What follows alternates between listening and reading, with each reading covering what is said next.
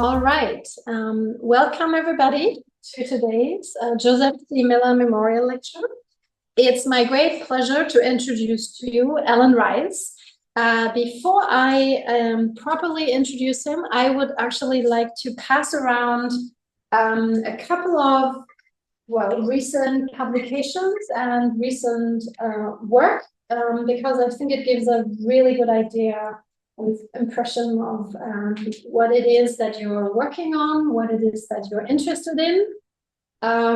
So I'll pass these around. And I also want to pass around this. It's Lancaster Black History and the Lancaster Slave Trade Abolition Fair Trade Trail, which he co-organizes and co-initiated. It's a walking tour, and I think this also gives it very nicely kind of complements the focus on Black art with kind of an activist, not twist, but emphasizing the kind of political relevance of that as well. It's my great pleasure to introduce to you Alan Rice, who is professor in English and American Studies at the University of Lancashire in Preston. He's co-director of the Institute of Black Atlantic Research, called IBAR. His books include Radical Narratives of the Black Atlantic, Creating Memorials, Building Identities, The Politics of Memory in the Black Atlantic, and the co-written Inside the Invisible, Memorializing Slavery Freedom in the Life and Works of Lubaina Himid, who is also the co-director of the Institute for Black Atlantic Research. Alan Rice was a member of the Slave Trade Arts Memorial Project in Lancaster from 2000 to 2007, co-curated Trade and Empire Remembering Slavery at the Whitworth Gallery in 2007, bicentennial, and has been involved in a variety of documentaries and drama with the BBC and other arts and media companies, including being consultant to Studio Canal for their 2022 release, The Railway Children Return. In 2021, he curated the exhibition Lubaina Himid, Memorial to Zong, and you'll see the exhibition catalog here.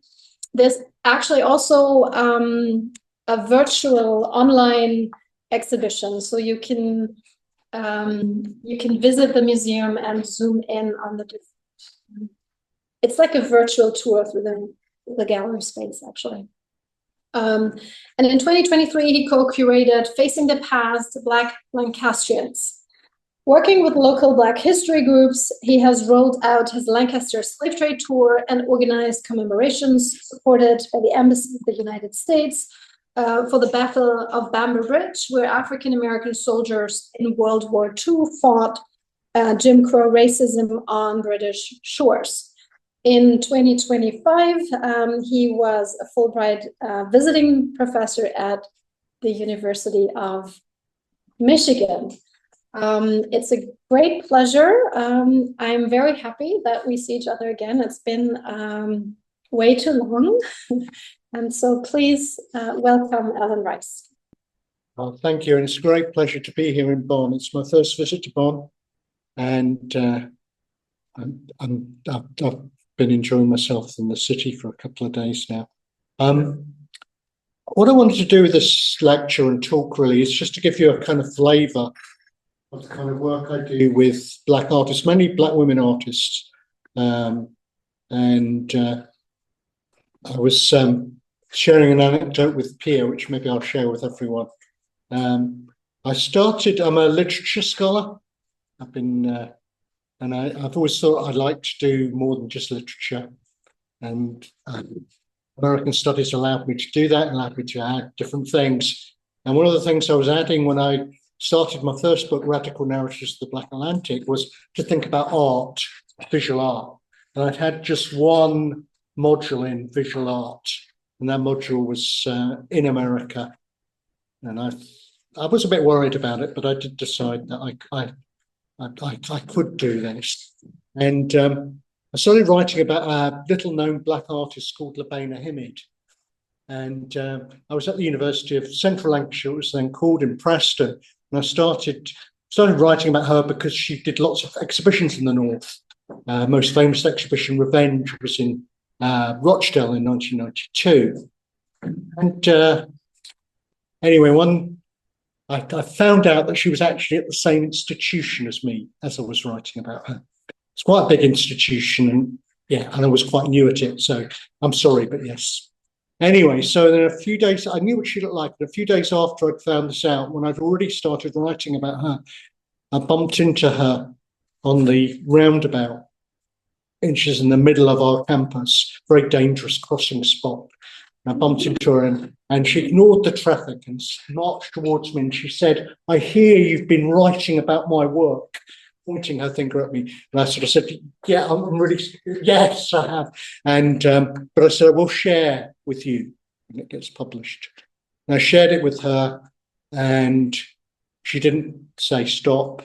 And we've had a collaboration for the last 25 years, including collaborations on exhibitions and as co-directors of the Institute for Black Atlantic Research.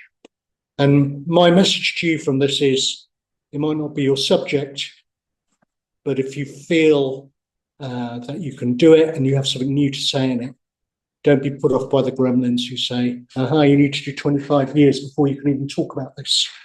You know, and my feeling was that I could write about these black artists who weren't being written about. And Lubaina Himid, at this point, most of the people writing about her were writing about her from a feminist perspective, which is a really important perspective, obviously.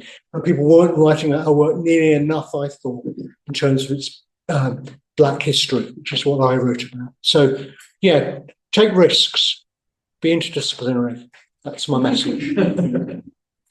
So I'm going to start with this image, this wonderful image of Ellen Gallagher, bird in hand. And I'm starting with this image because she's someone I haven't worked with. Most of the other artists, all the other artists I'm going to talk to you about are artists I've written, I have worked with. And this is an artist who I started writing about because I found the work and I loved it so much, and it became a key work in my second monograph, Creating Memorials, Building Identities, the Politics of Memory in the Black Atlantic. And I want to just outline for you why it became that important to me, and it's a way really of sort of talking about the Black Atlantic. And I just think this is the most incredible work. Has anyone seen it live? Okay, so it's in Tate, and it's not always shown there. It's usually on the rounds because Ellen Gallagher's really big. And it was shown, the first time I saw it was in Tate, Liverpool. I had an exhibition of Helen Gallagher's. And it's monumentally large. You know, it'll take up the whole of that wall behind you. You know, sort of 4 meters by 5 meters, whatever, you know, just really big. And this monumental canvas, bird in hand, is a phantasmagorical depiction of a mythical seascape that reimagines the shadowy depths of Atlantic seas, not as burial ground for African victims of a slave trade that relegated their bodies to commodities, but as birthplace of new African Atlantic agents of modernity. In sum, it is a memorial to those who survived the Middle Passage and those who did not. Her piratical, peg-legged figure has developed new modes of being in the Atlantic depths, as entwined and hybridized amidst seaweed and crustacean forms, and sporting a jellyfish-shaped afro of Herculean proportions. He stares out from the canvas, lord of his oceanic depths. Karen Alexander describes the portrait well. A beautiful portrait that has cosmic and supernatural overtones. Peg-leg looks out, only part human, with one leg at the surface and the other taking root in the earth. His present encapsulates all black possibility, curiosity, adventure, and ambition. Like a magnificent wreck on the seabed, he emerges hungry to draw everything to him, reaching out to every island, continent, and sea to touch base with forgotten ghosts of the diaspora. His enormous afro appears to be undergoing a Borg-like regeneration as his magnetic presence sucks in the whole of Black history. And when you see this live, and normally I talk about this at much greater length, but when you see it live, his afro is actually a collage and is made up of adverts around Black beauty from the 1920s and 30s. Yeah, tiny adverts, and a lot of them have slogans on them as well. So you step back to see this amazing thing, and you step up close and see that it is encapsulating specific Black histories of the beauty industry, but more than that, really. And you know, this multi-directional portrayal of an individual is science fiction fantasy that reaches backwards to re-envision Africans' Middle Passage experience and attempts to grasp redemptory meaning from that hellish space of death and destruction. It attempts to give flesh to those forgotten ghosts whilst linking them backwards and forwards chronologically and geographically. The mythological conceit that underpins the image has a long and complex history in African Atlantic thought, and Gallagher draws on its totality. She feeds off traditional mythology like that of the tale of the cowrie shells. And the cowrie shells, they are talked about as being from the bones of Africans. Yeah, and so that kind of concept is there as well. She refuses to be hidebound by its depressing economic logic, though. The imagined body here is not merely anatomical, but has deeper resonances which are brought to life through the intervention of this most skilled of African Atlantic artists. As Shoshone Barner Young has said, the body is a form of memory, non-linear, heterogeneous, resistant, and above all, lived. Gallagher exults in the fact that hundreds of thousands of Africans escaped being swallowed up by a monstrous system, either through committing suicide, by drowning, by being drowned as a consequence of the transatlantic slave trade, and so went on, in this conception at least, to live utopian countercultural afterlives, which she memorialises through her artwork. So what I do in this longer piece is talk about the concept of drexia. Has anyone come across the concept of drexia before? D-R-E-X-C-I-Y-A. No. Right. Okay. The concept of drexia, D-R-E-X-C-I-Y-A, comes out of Detroit techno, weirdly and strangely. Well, that's where it has its most. So Detroit techno in the 1990s, and there's actually an album called Drexia, and the album is about the conceit or the conception, both of that, the conceit and the conception, that when pregnant women were either thrown overboard or committed suicide, that the fetuses inside their bodies were used to breathing in water.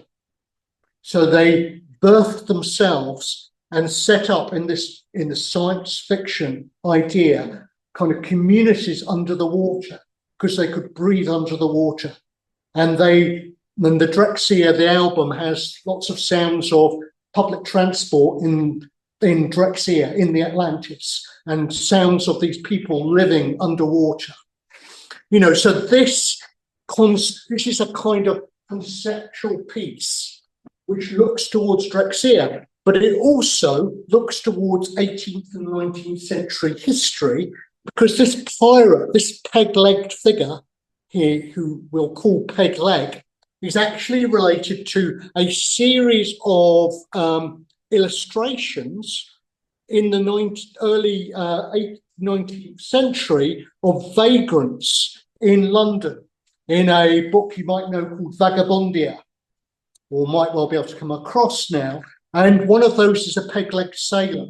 So this is kind of such an exciting piece because it's looking forward to kind of Afrofuturism of Drexia and Detroit techno and all that kind of stuff. And I had to listen to Detroit techno for the first time in my life when I was researching this about 2006. And yeah, actually it was okay. I survived that moment. My daughter in Berlin would be very proud of my Detroit techno piece, even though it lasted such a short time. Anyway, so yeah, but you know what I love about the piece is that it is not hidebound by a chronology. It looks backwards and forwards, and it is a thing of rare beauty as well. You know, it's just such a dynamic, and I love the way he's rooted to the ocean floor, and he's taking on roots across the ocean at the same time. So that kind of whole Paul Gilroy idea of roots and routes, if we're going to use that American disgraceful pronunciation of roots. I can say that in this room, maybe not for with Esther there though. I'm in trouble with Esther next time. Okay. So I could talk about this all day, and I talk about it in my book for about 15 pages, so you can go there. That's why I'm not talking about it today. But I wanted to show you it as a means of getting into the idea of these Black artists from many continents. So Ellen Gallagher is born in Rhode Island, but she has Cape Verdean heritage. So this is the only male artist I'm going to show today. This is Godfrey Donker's version of The Birth of Venus. And those who, those in this room who have been doing the Black Atlantic for years, or not even for years maybe, will know that this piece, the original piece, which is in the middle there, The Birth of Venus, is one of the most important pieces written about by Saidiya Hartman the reason about the same time, just before that, I brought this into the Race and Empire, sorry, Trade and Empire exhibition at the Whitworth. And what that exhibition was an exhibition where we were encouraged to go into the archives. There were 4 curators, and find things there which hadn't been talked about in terms of slavery or hadn't been shown recently, and to bring them out. And there was Brian Edwards's History of Jamaica, and on the early page of this is The Birth of Venus. I happen to know the artist, the Ghanaian British artist Godfrey Donker, and I knew he'd done these works based on The Birth of Venus. And what he does with it really is to take the sex of The Birth of Venus and the way in which the commodification of women in this, and to kind of juxtapose that with late 18th century pornography as a way to undermine that commodification.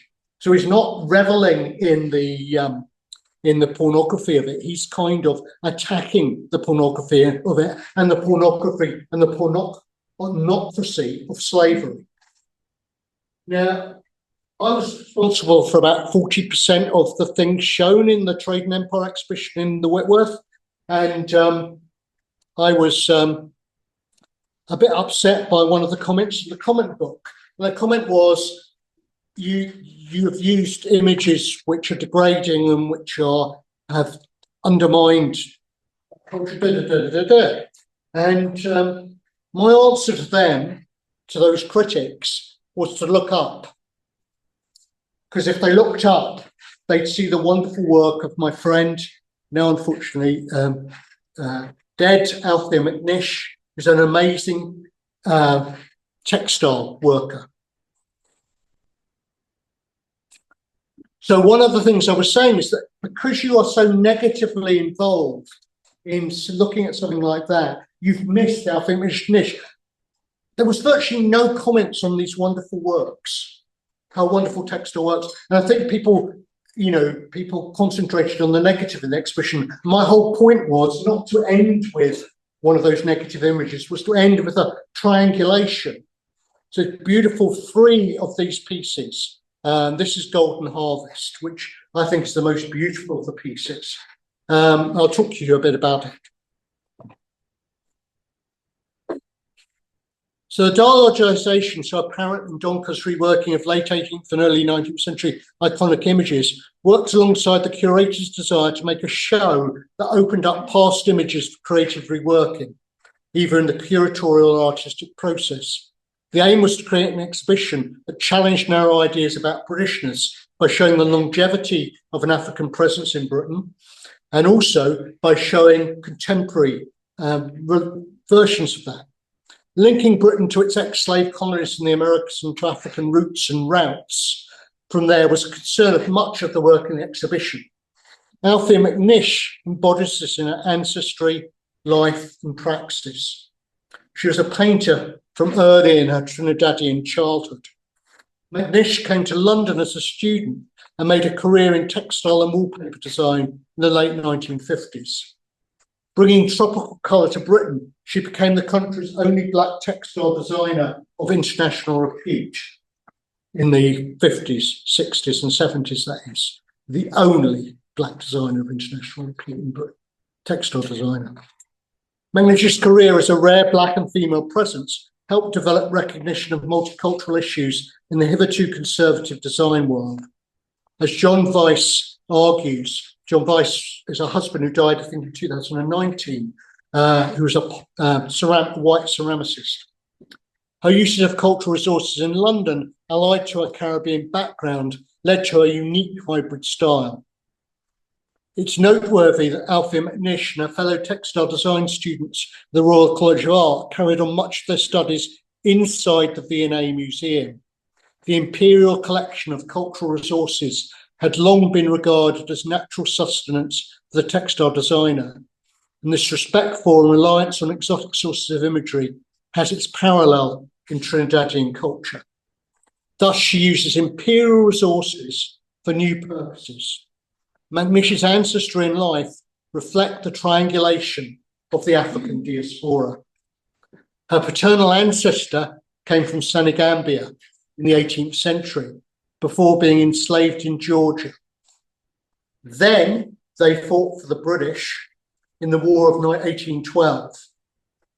And because of that fighting in the War of 1812, they escaped slavery, joined the British, went to Nova Scotia, and then ended up heading off to Trinidad in 1816. So we have this. She encapsulates in her lineage Africa, the Trinidad, and then in herself going to Europe. Yeah.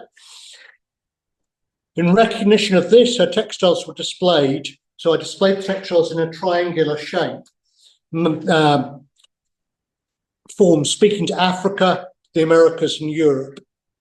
The rich tropical colours of the free textiles exhibited form a contrast with much British design of the time.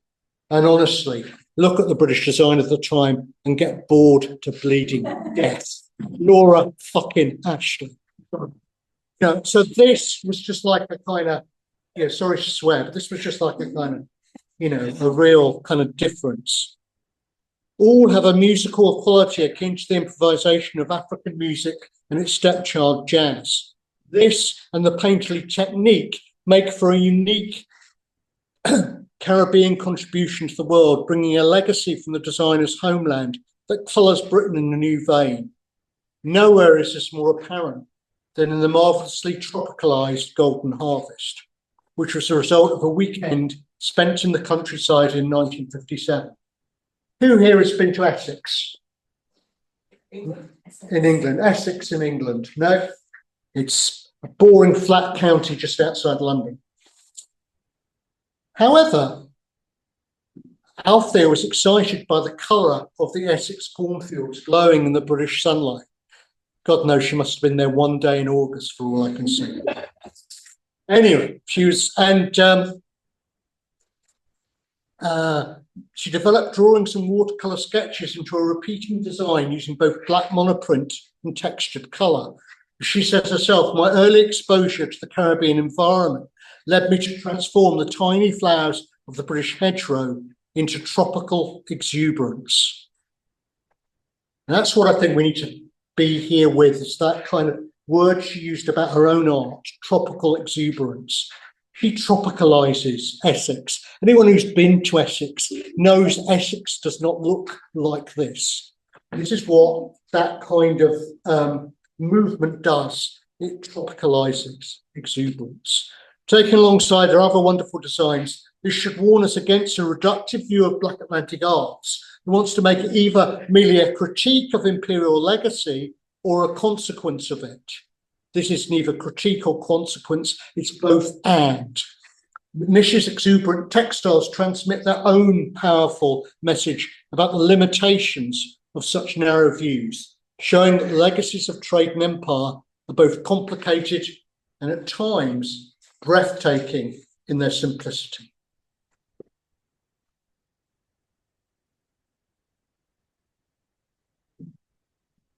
So Lubaina Himid won the Turner Prize for Art, the premier Turner Prize in Britain, and many people would say the premier prize, one of the premier prizes in the world. In 1917, she was the first Black woman to win the Turner Prize and the oldest recipient of the Turner Prize at the age of, she was 63 then. And to the great excitement of us all, friends and colleagues of Lubaina, she's been chosen by the British government to be the lead artist in the pavilion at the Venice Biennale next year. So we'll all be there cheering her on. So I want to talk about a few of her works today. And this is Naming the Money. And this is particularly poignant to me because when I first used to go around to her house, she was painting these individually. And there's 100 of them. And they were all around the house, and the kind of, it was before she moved into a studio into town about 8 or 10 years ago. They were just around the house. So I was kind of thinking, oh, wonder what kind of exhibition they're going to make. It's spread over 5 rooms with 100 colourful cut-out life-size figures arranged in groups with soundtrack comprising music from the African diaspora and European opera, mixed with readings by Himid of elliptical poetic pieces, each one expressing the identity of the characters is conjured, who, having suffered enslavement in Africa, are now slave servants in Europe. Renamed in Europe, they cling to their African identities, and she conjures for them their African names and experiences through these readings, and also by the texts of them affixed to the back of each figure, ironically on accounting paper. So there's 100 of these figures. They've got a small piece of cotton on each of them from the Art Gallery's collections. So she's talking about the movement of people and the movement of goods in exchange for people through this. There's 10 viola da gamba players, there's 10 artists, there's 10 dancers, and they're just spread around these 5 rooms, were spread around the 5 rooms of the Art Gallery. All of them kind of, and you've moved inside and outside them. Poems about each of them, all 100 are read out by Lubaina as you're wandering around. And you can read the texts on the back of these stand-up figures, each of the texts on accounting paper. This is, you're utterly immersed in this work of art. And our idea, mine and my friend Jeff's idea, was, wouldn't this look good in an 18th century building like the Queen's House in Greenwich? And he at the time was a curator at the National Museum, Maritime Museum at Greenwich. And his idea went down like a lead balloon, because this is talking about slavery. You don't talk about slavery in the midst of the master's house. However, just 20 years later, no, sorry, less than that, 18 years later, I think it was 2023 or even 2024, these 100 pieces were in the Royal Academy in a beautiful, beautiful old 18th century building. You know, and it was just that moment of, you know, because you quite often think during this sort of Black Atlantic studies, nothing ever moves. In Britain, nothing ever moves, but suddenly it felt like something had moved, like the day of the Turner Prize, like that day when these figures were dancing around beneath portraits of 18th century aristocrats who owned slaves. It's a wonder moment for us in the field.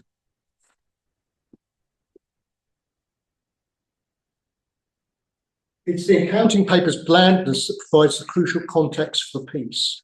Himid is literally naming the money, conjuring the life stories of representatives of the 12 million Africans enslaved by Europeans in the transatlantic slave trade, out of the ether of the money god that created the trade.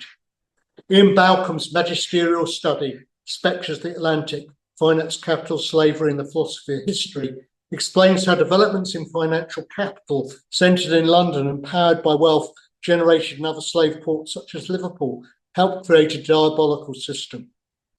The slaves were thus treated not only as a type of commodity, but as a type of interest-bearing money. They function in the system simultaneously as commodities for sale and as the reserve deposits of a loosely organised, decentered but fast transatlantic banking system. Deposits made at the moment of sale and instantly reconverted into short-term bonds. This is at once obscene and vital to understanding the full capital logic of the slave trade, to coming to terms with what it meant for this trade to have found a way to treat human beings not only as if they were a type of commodity, but as a flexible, negotiable, transactable form of money. So that's what this piece was about, and it's if any, it sounds like someone was at that naming the money. If you ever get a chance to see it, hopefully it'll be repeated again elsewhere. It's just a stunning exhibition to be in the midst of.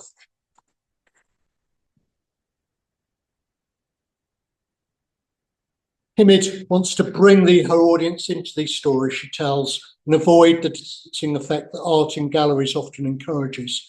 And this is her praxis. Her praxis is about her audience and her having a conversation. Her technique is to use the possibilities of the figures to open up the gallery space. As she explained to me in an interview, they're not sculptures at all. Even though they're three-dimensional and they stand in the room, they want to have a way of making the audience move amongst the story so they can be as if part of the story. In the broadest sense, naming the money is about how you have a plan A and a plan B, how you are what you are, but because of circumstances, you become someone else. It's a very personal kind of piece in that way. It comes from the personal, but it speaks to a broader kind of story of people who are either taken from one place and forced to do another thing, or those who, through force of circumstance, had to move from one place and work in another place, be in another place. The question is how you retain that sense of self, that sense of worth, your sense of being connected to something bigger than yourself. So this is about those who survived the Middle Passage and those who didn't. It's talking to them both. And it talks to them both because of this idea of the culture surviving. It's the culture that survives. And the kind of colours there are about that culture surviving. It summons the ghostly presence of these historical figures, taking them from the bland regime of the accountant's ledgers and making them three-dimensional, colourful presences, narrating their multifarious stories, fully lived out, despite the privations of slavery, commodification, and capitalist exploitation. This is about survival and the way in which art and culture survives the most traumatic and horrendous of experiences. So this is from Memorial to Song, and these were created by Himid. It's a series of works as part of her revenge show in Rochdale, and they were created before there were memorials to the victims of slavery in Britain. And this was a kind of way of saying there could be a memorial, this is how it might look. And it's about the waste of creativity that's caused by those deaths. And she picks out in the individual droplets those individual kind of wasted lives. And the way she envisaged it, this fountain would be constantly replenishing itself as a means of talking about the way in which survival happens, replenishment happens, despite the extremes of slavery. She said, the trope of invisibility is just as relevant in the present as it was in the 18th century. So this is not just about the 18th century. The impetus for this piece is the position of Black people and Black artists now, as much as the horrors that attended the grotesqueries of the slave trade. She said to me in this interview, if the memorial, so the interview was conducted in 2003 and published later that year. If the memorial is a memorial to the contribution that Black people make in every single aspect of Western culture, then it's a memorial worth making. I'm sick and tired of living in a culture where that contribution is invisibilized. One is invisibilized, one's friends and colleagues' work is invisibilized. The memorial is a making visible of a contribution, the way that some of the music we've made, some of the colours and patterns we've made, and some of the languages, all those kinds of cultural contributions fit into the fabric of Western life. And the memorial is a way of doing that.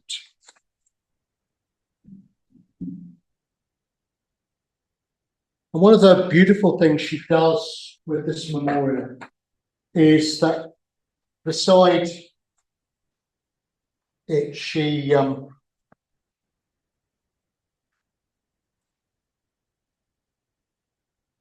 has prose text. She tells me, she used to speak to my late wife, who was a poet, and she used to say, I'm not a writer. Listen to this.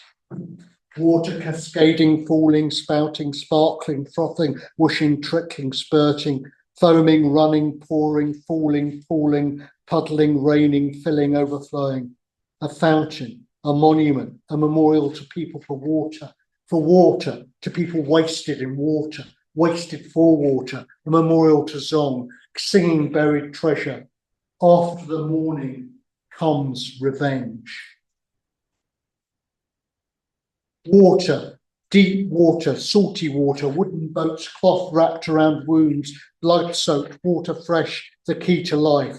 Too ill to ever work, dead, from shock, from beating, from wounding, splashing body after body thrown overboard. £30 can be claimed for each body. Insurance.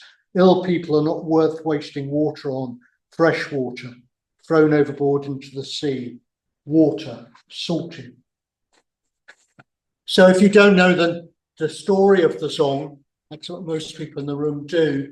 The song was a Liverpool slave ship where the slave ship captain threw 6 slaves overboard to claim the insurance.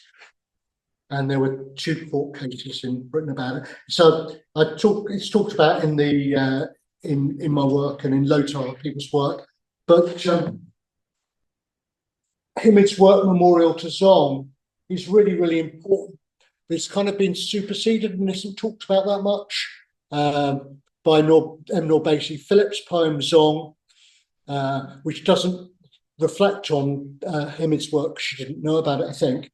And I just want partly to bring this to bear here, just so that you maybe will go and look at this work as well. And as Pia said at the beginning, this exhibition is live, is always there in a virtual version.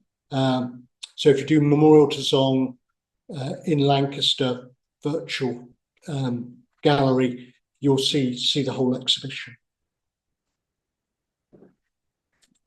So this is from that series, and we had it. It's in the sketchbook. But I just think it's a very poignant image of kind of that zone, space and time, and the way in which bodies are utterly commodified, and how this hand is speaking to that commodified history, but also talking to the humanity of someone in the water, who's not going to be saved.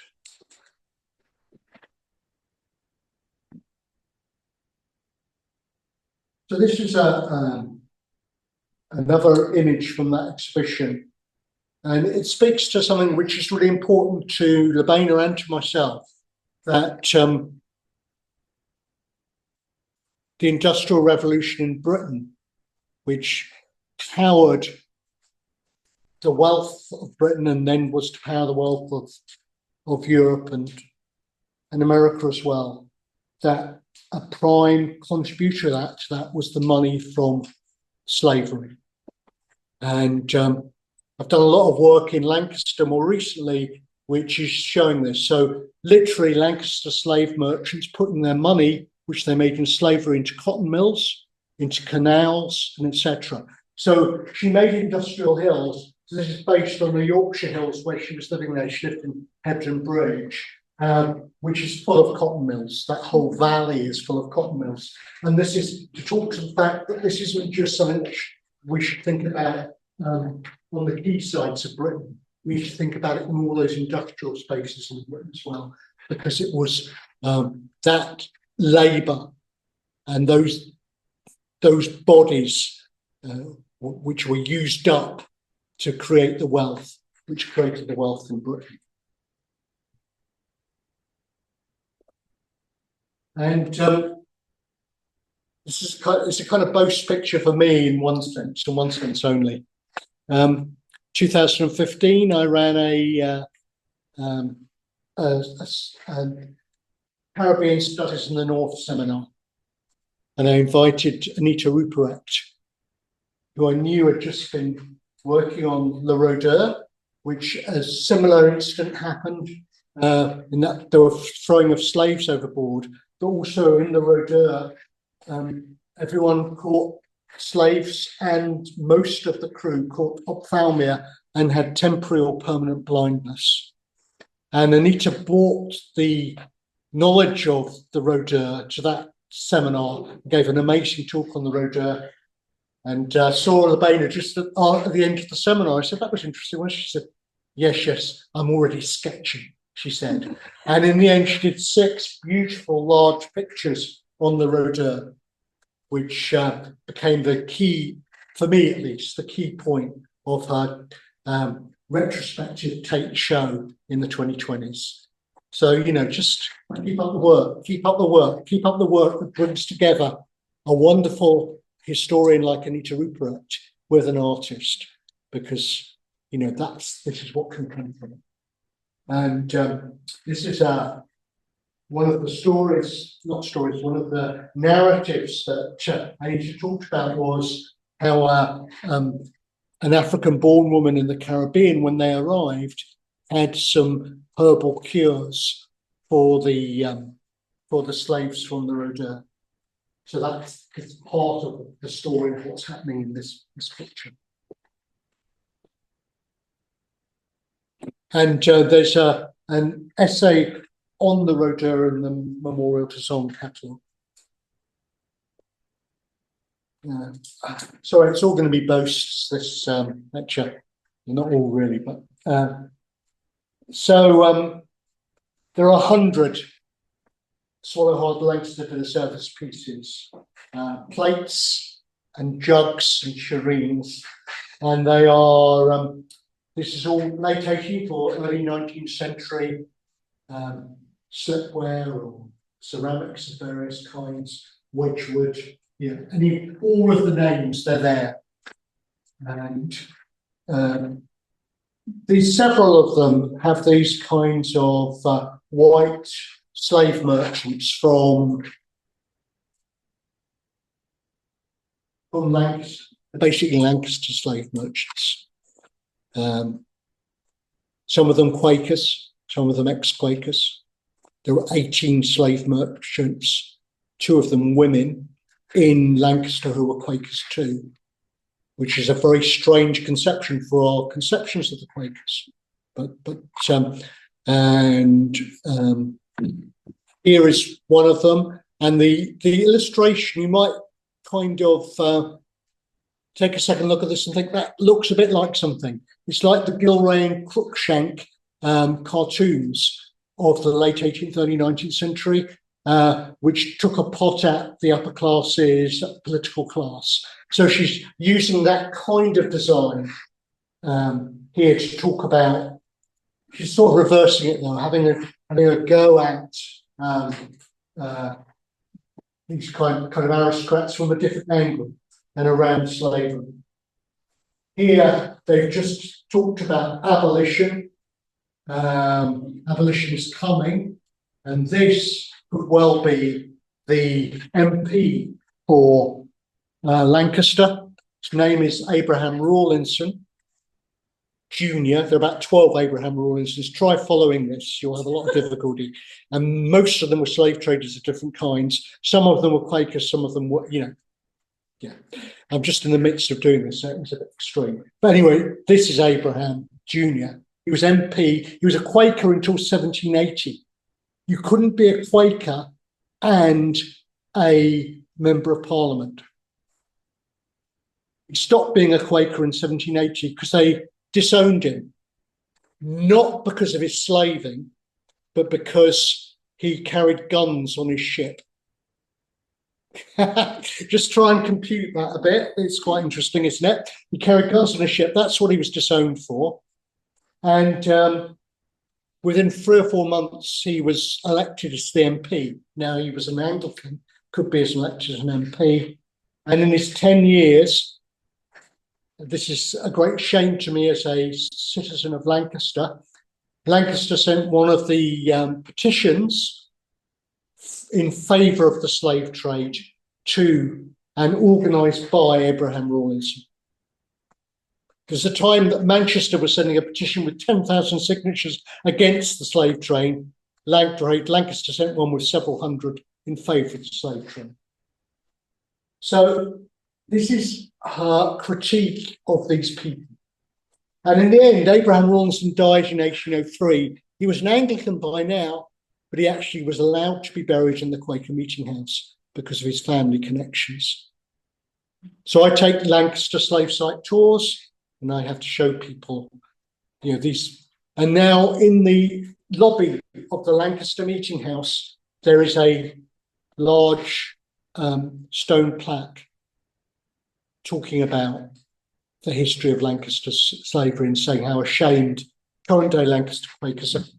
So come to Lancaster, come on my tour, and I'll take you to show you the burial ground and show loads of other things to see there as well.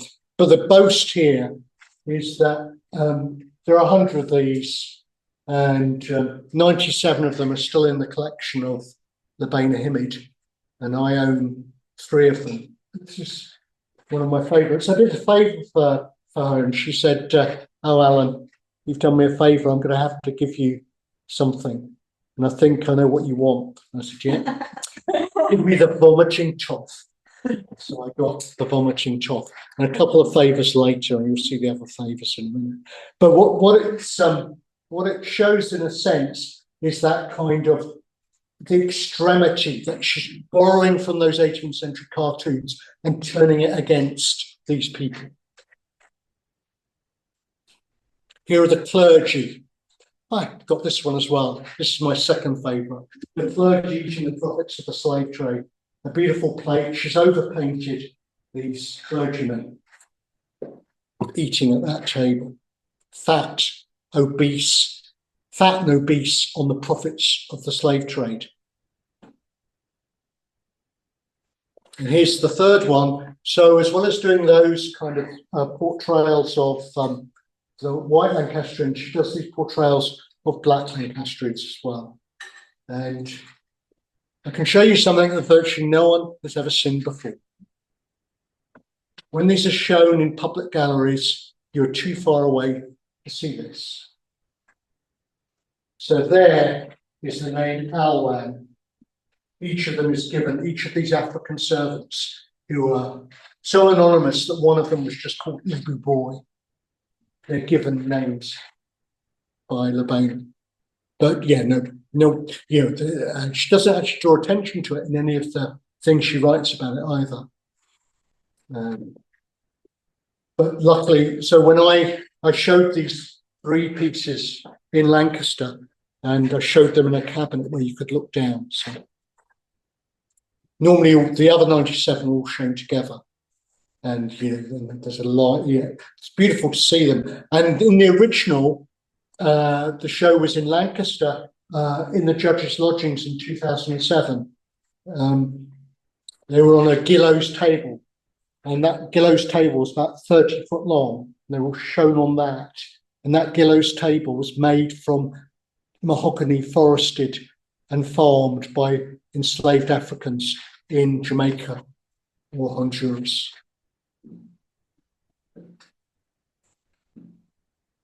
So the next artist I'm going to go on to talk about is Jade de Montserrat, but also the other artist I'm going to talk about is Lela Harris, and they both work off, to an extent, these slave advertisements, slave runaway advertisements. People are very used to them from America, but we had them in Britain as well. This is Thomas Anson. He ran away from Ghent. Thomas Anson is the trumpeter. The trumpeter here. And he escaped slavery, joined the British Army, and in the end was on a pension from the British Army as a trumpeter when his lips failed him. Oops. Yeah. So I showed you that picture of the sorry. I showed you that picture of the so here is the trumpeter Thomas Anson, and this is a beautiful a banner made for us by Sloane Cafe Lancaster of the different black individuals in Lancaster in the 18th, 17th, 18th and 19th century.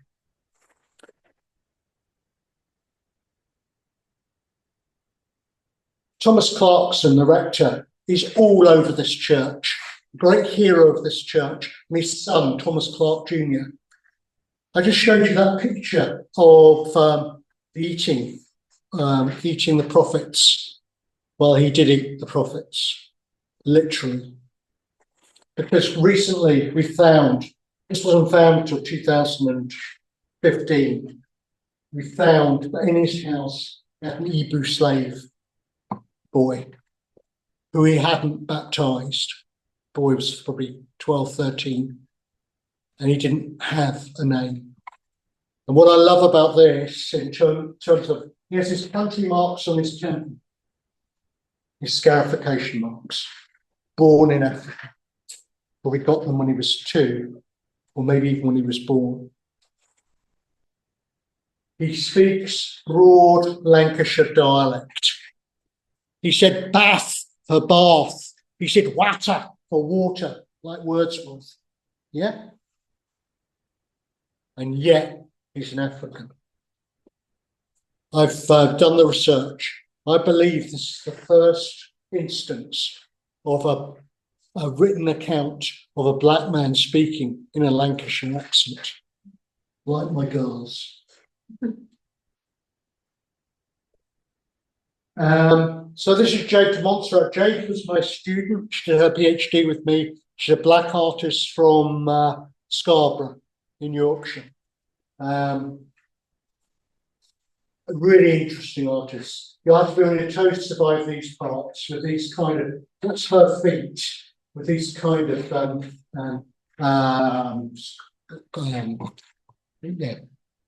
sculptures inside, ancient sculptures inside. And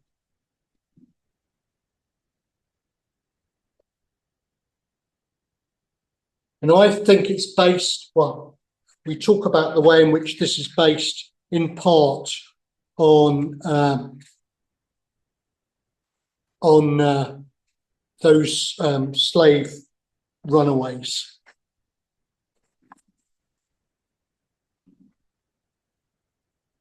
And here's a video she made, Pete, a lot of it is focused on her feet, looking at the feet running, which talks about her own feeling of fugitivity in the British landscape, but also talks back to those enslaved Africans who ran. It was part of a trilogy of videos, and this clay video is 10 minutes long. She uses her own naked body to draw out connections from her home landscape to hitherto marginalised Black British histories. The vulnerability of her nakedness is crucial to an understanding of the work. She articulates her praxis thus: I am demonstrating a commitment driven out of necessity to understand my body's positioning within histories and legacies of a cultural and theoretical response to chattel slavery and migrations in the context of Black Atlantic cultural studies. So, how does she get to belong to this Yorkshire landscape she was born into, which she feels alienated by? This video of her naked in the mud, making in the mud, is a way of doing that. The art of making mud cakes enables her to become embodied again, fully in the land of her upbringing, promotes a childlike, playful reaction to the landscape that honours her growing up there. This enables the viewer to join with Montserrat in these images of joyful interaction with the clay.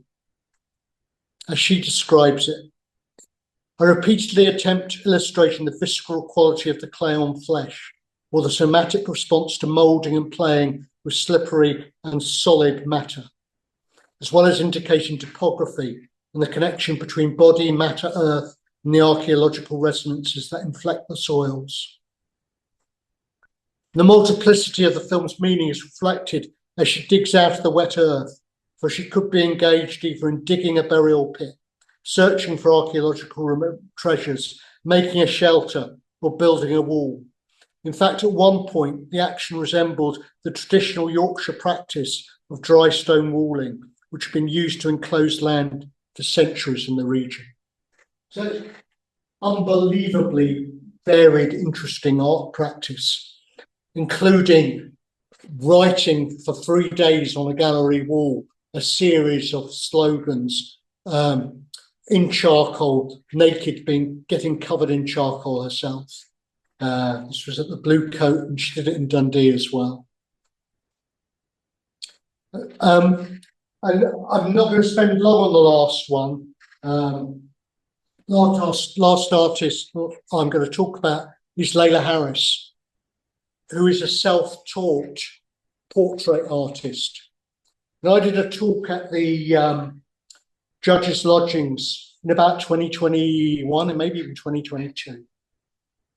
And they said to me at the end of the talk, which was about Black people in Lancaster, I did the talk in a room surrounded by slave merchants. They said to me, what could we do to make things better? And I said, you can get some Black people on the walls.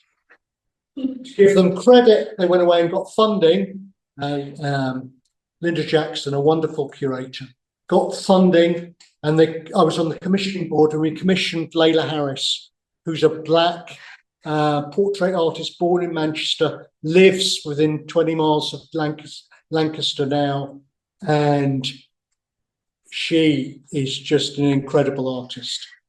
And she wanted to do a portrait of Ibu Boy, so she came with me, came with researchers, worked with us. I took her on the Lancaster slave site tour, and then she produced a collage.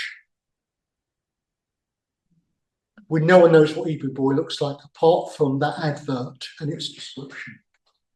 The collage includes a 19th century postcard of Hesham, where the Reverend Thomas Clarkson was, and a cotton field in the Caribbean or the Americas. And she did portraits of 6 Black people from Lancaster, none of whom we have much more than a description. Some we haven't even got. This For Molly, we had a baptismal record. These come from her imagination. Gorgeous portraits. This is Isaac Rawlinson. She said, I did a quarter of his head because all we know is a quarter of his life. We know less than a quarter of his life. This is to show that kind of partiality. Frances Elizabeth Johnson lived in one of the big, beautiful houses as a servant to one of the slave trade merchants, born on St. Kitts, brought to Lancaster as a maid servant to her mistress at the age of 27 to leave all her family behind. Here is Thomas Anson, the guy I talked about earlier, the trumpeter. These portraits are just incredibly beautiful, incredibly well made portraits. And this is John Chance, who was a servant to another of the Lancaster slave merchants. And here is Lela. I wanted to show you this to show you Lela Harris, her portrait of Ebu Boy next to a portrait of one of the Rawlinsons, Mary Hutton Rawlinson, who owned a sixth of a slave trading company.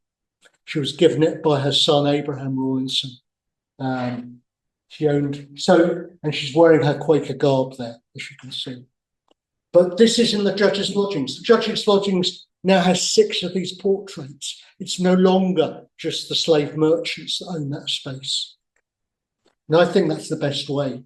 They need to be there because they were there, but so were these black people. And these black people, they can dialogize, they can be having a conversation, saying, we own this space too. And then Lela is an incredibly good worker with young kids. And these were part of the exhibition as well, drawn by Lancaster kids. And there's Geraldine O'Neck. Geraldine is the co-chair at the moment of Lancaster Black History Group, or was the co-chair, sorry, Lancaster Black History Group. Is a primary school teacher and a brilliant historian of black culture, a historian of Lancaster black folk. And curriculum packs to all the schools. We've also taken over 2,000 children on our Lancaster slave trail, specially designed for them. We've got a brilliant young woman who takes them out on that. And then this was the coup de grace. So that's the judges' lodgings. This is like at Lancaster Festival. There's a 9-minute oral sound coming out, telling the stories of all the people with music and songs by 2 of the cast of the London version of Hamilton. So we kind of got quite big about that. But that, so it's part of Lancaster's history now. That's what I want to end with, really. It's just this idea that, we shouldn't be academics sitting in our academic towns.